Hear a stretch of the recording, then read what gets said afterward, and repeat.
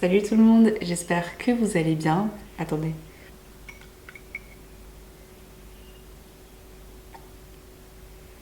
Je suis arrivée au Luxembourg et en vrai ça fait 2 semaines que je n'ai pas filmé. Enfin vous m'avez vu la semaine passée.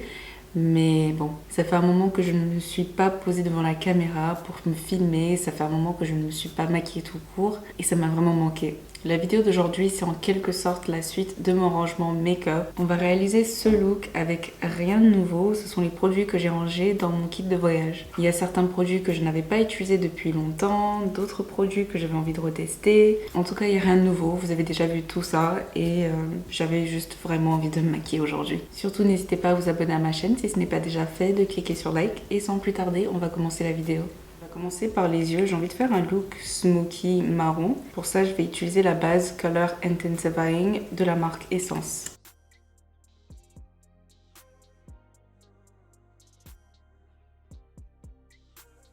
C'est une base semi-mat qui est blanche à l'application, enfin, rose très pâle, mais une fois qu'on l'estompe, ça devient presque transparent.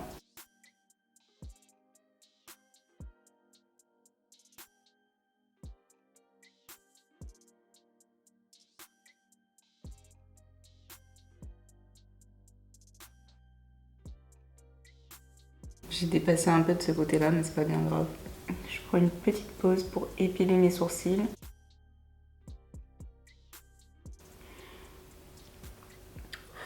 La palette que je vais utiliser aujourd'hui et dans plein d'autres vidéos à venir, c'est la Fairy Palette 2.0 de la marque Beauty Bay. On va commencer par le fard Wood sur toute ma paupière mobile.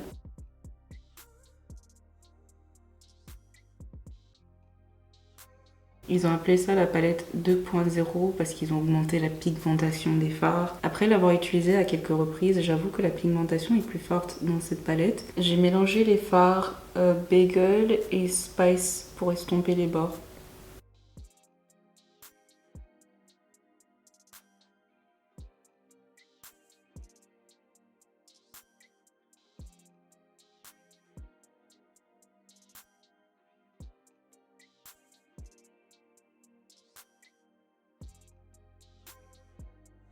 Pour finir, je pense que je vais appliquer Cappuccino sur ma paupière mobile.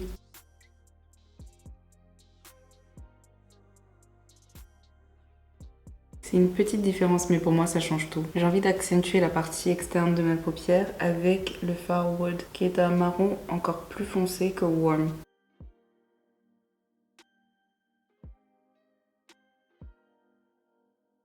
Là c'est parfait, je vais m'arrêter là avec la palette de Beauty Bay. On passe à mon teint et tout d'abord le primer hydratant Honey Do Me Up de la marque NYX. Je vous l'ai présenté à maintes reprises et c'est le seul primer hydratant que j'ai pris avec moi d'ailleurs.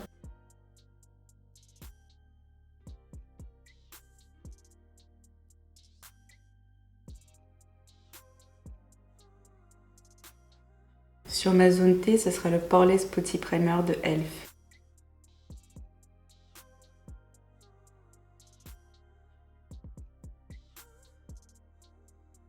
Je vais donc retester ce produit de la marque NYX. Ce n'est pas un fond de teint, ça se rapproche plus d'un bébé crème ou d'un CC crème. La dernière fois, je l'ai testé qu'à moitié vu que je l'ai utilisé par-dessus le sérum Bear With Me. Et le sérum en question était tellement luisant que je n'ai pas pu déterminer le fini de ce CC crème. On va l'appeler CC crème. J'avais pas remarqué la dernière fois que la teinte était légèrement trop claire pour moi. Maintenant, avec les bases que je connais bien, que j'ai l'habitude d'utiliser, je vois que c'est un fini lumineux, une couvrance médium. Ils prétendent que c'est modulable, mais je ne vais pas en remettre parce que je suis satisfaite avec la couche actuelle. Au départ, je trouvais que c'était légèrement trop clair, mais maintenant que je l'ai laissé poser plus longtemps sur mon visage, je vois que ça s'est assimilé à ma teinte. Je suis contente de l'avoir emporté avec moi parce que c'est exactement ce type de produit que j'aime. Malheureusement, au cours des 3 prochains mois, vous allez entendre pas mal de bruit autour parce que là, je suis installée au salon. J'ai dû m'adapter à mon environnement. Et si ce n'est pas l'avion qui passe ou les voisins qui parlent, vous entendrez le frigo. L'anti-cerne du jour sera le Best Skin Ever de la marque Sephora dans la teinte 46. J'adore la texture, j'adore l'applicateur. Ce n'est pas la meilleure tenue, mais c'est vraiment pas mal comme anti-cerne. Par contre, je n'ai pas choisi la bonne teinte quand je l'ai acheté, j'ai pris la teinte 46. et j'aurais plutôt dû prendre la teinte 42. Et c'est là que je vais appliquer le Bright Fix de la marque Fenty pour rendre l'anti-cerne de Sephora plus lumineux et plus clair. J'utilise le Bright Fix dans la teinte Almond Butter. Et le Bright Fix, je l'ai où?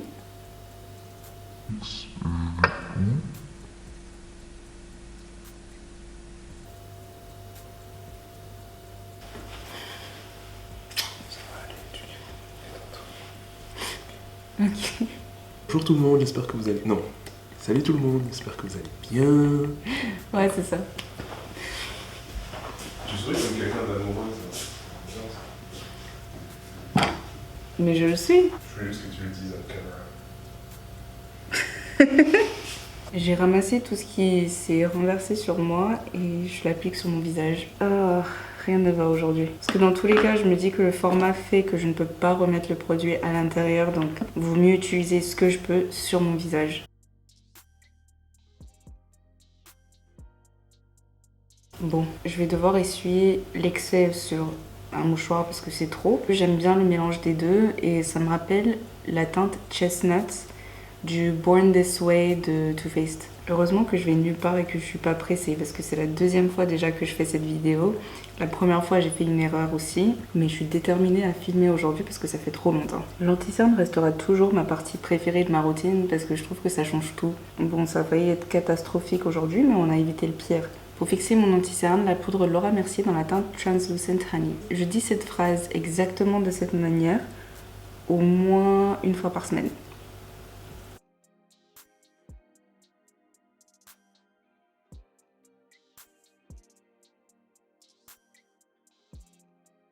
Pour le reste de mon visage, ce sera la poudre fixatrice de la marque Révolution Pro dans la teinte Warm Honey.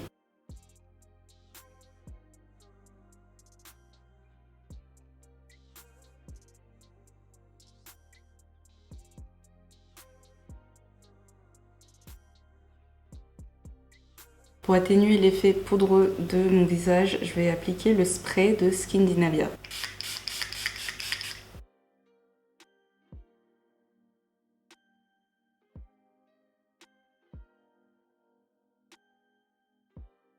Pendant que le spray sèche bien sur ma peau, on va venir faire mes sourcils.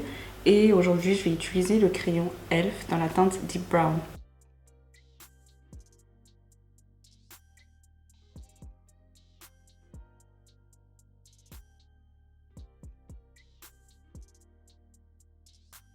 Ça finit pas les problèmes aujourd'hui, donc la carte mémoire était pleine, j'ai dû supprimer des fichiers, mon ordi était déchargé, j'ai dû le rebrancher, ma batterie est déchargée, je dois changer la batterie. Ce sont ces petits détails là qui m'ont vraiment pas manqué.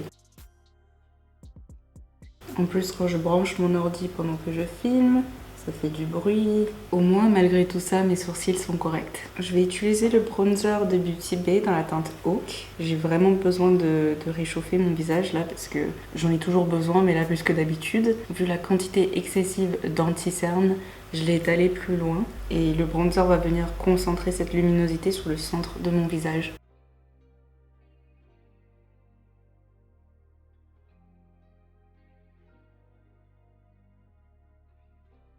Vous commencez à entendre mon ordi ou pas? Donc maintenant je vais devoir prendre une énième pause pour éteindre mon ordi et mon seul reflet, ce sera la caméra.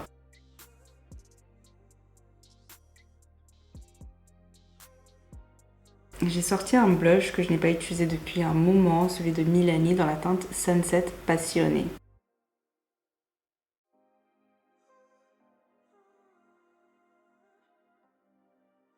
Je termine mon ras de cils avec le liner marron foncé de NYX.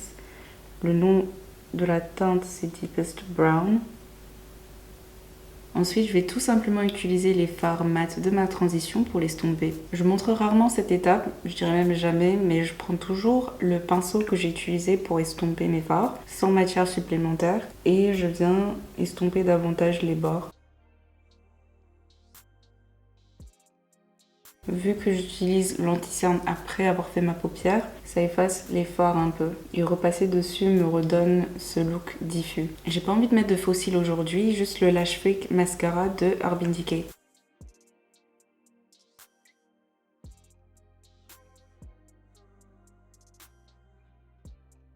Pour finir les lèvres, je vais d'abord les crayonner avec mon crayon de Morphe de la teinte Trendsetter.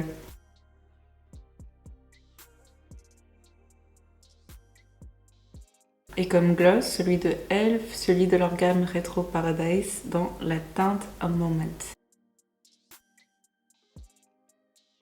Un dernier coup de spray, ça aussi je le dis dans toutes mes vidéos.